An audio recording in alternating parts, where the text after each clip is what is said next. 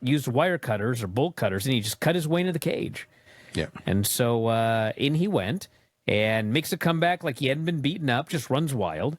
And at that point, the match beyond began. Everybody's bleeding. Kyle's bleeding everywhere. And we had Briscoe and Wheeler ending up outside. And they fought on top of the cage. And there's one table below the cage. And I was like, you guys better not even think about it. And they teased it, and thankfully nobody came off the top of the cage. It all built to a spot where Mark gave Wheeler the J driller on the cage. And then he just kind of climbed down and then started brawling on the ground. And then Gabe Kidd showed up with the cattle prod, and he zapped Darby, dragged him toward the backstage area. In the ring, Orange put his hands in his pockets, and Moxley stapled his hands into his pockets. Pac then tried to hang Darby with a belt by the entrance ramp. Gabe set up 2 tables, poured lighter fluid on him, lit him on fire. Pac press slammed Darby off the entranceway through the flaming tables. And man, this Darby was on fire too long. I mean, he was still burning as he was rolling. And they put him out, and he's gone. So back in the ring, Moxley tries to choke out Kyle with a chain-assisted bulldog, but he won't go out. So Claudio puts a chair around his neck. They're going to break his neck. But Orange and Roddy return. They make this big comeback. Everybody's run wild. Orange ends up hitting a punch on Claudio out of midair. Roddy spears him through a table. Orange hits a punch on Moxley. Kyle puts him in the ankle lock. And Moxley's fighting, and he's fighting. But he counters into a bulldog choke. But then Kyle counters that in an armbar. Counters back into an ankle lock. Moxley is all alone in the ring, in a pile of glass. Everybody else on his team is dead, and he has no choice but to furiously tap out. It was a great finish. It was awesome. This was a perfect finish to this match. Yeah. Built off all those weeks of the Kyle-Moxley feud where, you know, Kyle almost had him, but Moxley snuck out. Kyle almost had him, but Moxley found a way out. This time there was no way out. He put Kyle over in this feud. He sure fucking did. Yeah. And, it was a perfect finish. It was as advertised, blood and guts. You know, Moxley used forks and stabbed everybody. You know, the first, the entrance portion, I was not a big fan of. But once it became, the actual lock the door blood and guts, it became really good. And then the finish was freaking great. So, overall, they delivered. They went 54 minutes. They sure did. Whoa. I will say one thing that Bryan Danielson's on commentary. Mm-hmm. That guy was not comfortable. You can just hear him. Like, the longer the match goes and the crazier it gets, he just gets more and more quiet. And when they finally did the Darby press slam off the entrance ramp through the flaming table, you just hear Bryan Danielson just quietly say, "What are we doing?" I was like, that's what I was thinking. I don't know, man. I don't know what you're doing. But you know what? God. I was thinking the same. It's like, I'm sure he's thinking the same thing I am. It's like, this is a spectacle and everything like this, but you're playing with literally. The guy's retired doing commentary, and he's watching these dudes do crazier shit than he ever did in his career. And literally when it's over, like, the announcers are kind of wrapping everything up, and there's like all the announcers, and you just see Danielson, he's like low in his chair, and he's just like, they're oh my God. They're playing with fire. They're not. Literally. They actually were playing with fire. Yes, and glass, and they're playing with glass. It's like they have to. It's so hard because when you go in this direction, the only way to get further, it's like a freaking heroin addict. You go so far, the only way to do it is to do more and more and more. Tanahashi was the one who used to talk about that years and years and years ago, about the change in wrestling styles and everything. And his thing was, it wasn't so much about this because New Japan never did stuff like this. But his thing was, the thing that got really, really popular with Shibata and some of those guys is just beat the frickin' shit out of the guy and hit really, really hard. And he just goes, the only way to, once you're hitting that hard, the only way to get the crowd is to hit harder. And at some point, it's like, you're hitting too hard, you're going to hurt somebody. It's like, he's always been a fan of wrestling. You know what I mean? Wrestling that you can, and look at him. You know what I mean? And he destroyed his knees, even with that. Even attitude. just wrestling. Yeah, just like Randy Orton, who certainly would be against all this stuff, and he destroyed his back just wrestling. I enjoyed Blood and Guts, the entire show. It was the first AEW show that I've seen where I thoroughly enjoyed every single solitary second. This was my face right here. Daniel Garcia right here, this was my face. I enjoyed the hell out of this show. I really did. I really did enjoy it. But I don't even know why they are surprised. I don't even know why they are like, this is too much. I don't know why they are like, you're playing with fire and this, that, and the third. They've been doing this since their entire existence, and y'all have said nothing about it until now.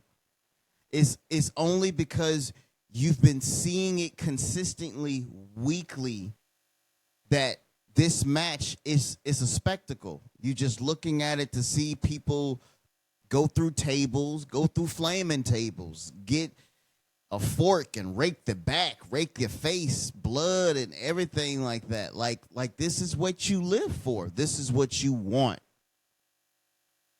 And what I mean by you, I'm meaning them. They've been looking at this shit consistently for however long AEW has been out there. Now they want to say that this shit is too much. Even them. This show, as good as it was to me, I enjoyed it because I took 2 edibles, I rolled a blunt, and I said, I want to watch some people get fucked up tonight. I want to watch some people get fucked up. I want to see blood and guts, and they did not disappoint. They did not disappoint. I enjoyed every second of it. The man just look. Bam. This is what he wants. He wants to do this shit right here. Let him keep doing it. Let him keep doing it. He's the modern day Mick Foley. Now you got a problem with it. Every show he wants to do shit like this. So let him fucking do it. I didn't like the women's War Games match. Might as well call it War Games. It is what it is. I mean, I'm not going to say that I didn't like it, but I don't like when women self-inflict injury to themselves just to have blood so they can try to, like, be on the same level as the men. Like, I don't like that. Like, that shit just doesn't, like, all right, let me... What was that? It was a part in the match. She couldn't even do that shit right. I think this is the part. This is the part where she got busted up at.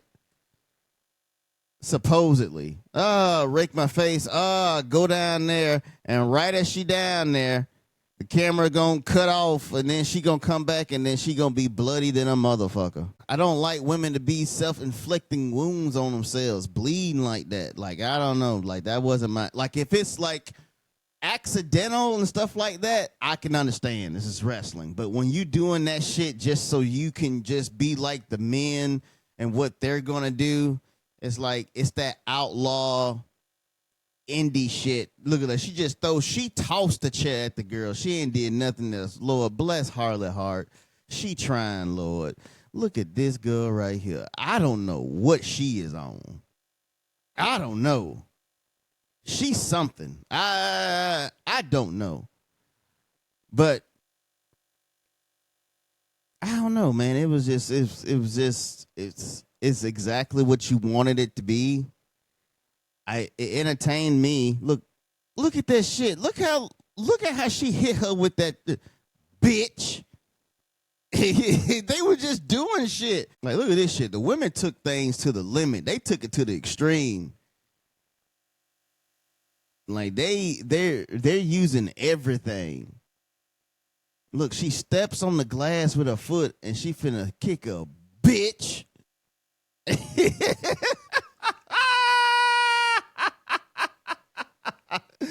Get your ass up, bitch, bitch, bitch. Zoom on the glass, Lord Jesus. Man, look, listen.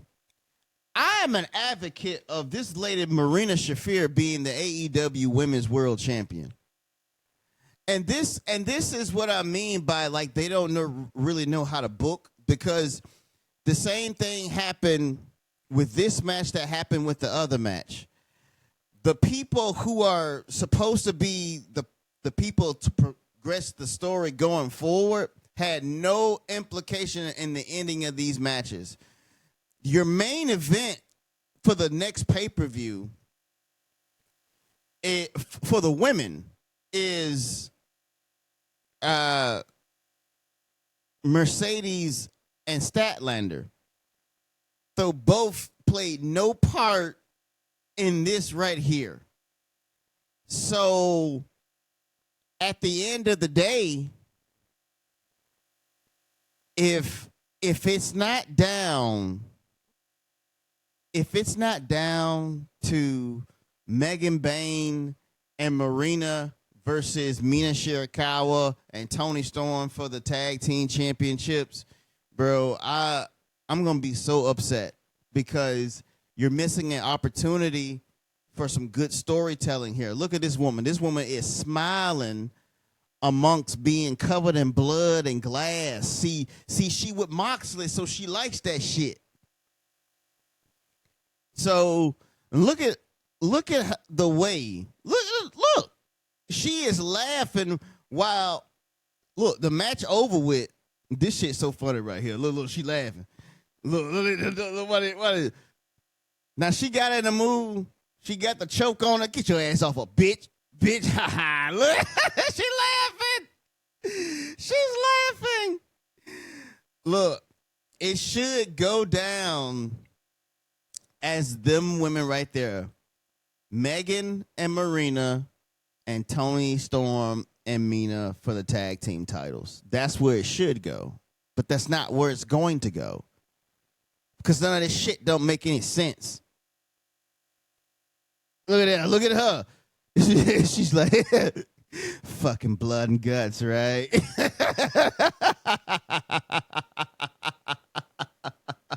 A bloody good time, right? But all in all, Blood and Guts delivered on what it needed to deliver on. It was blood and guts.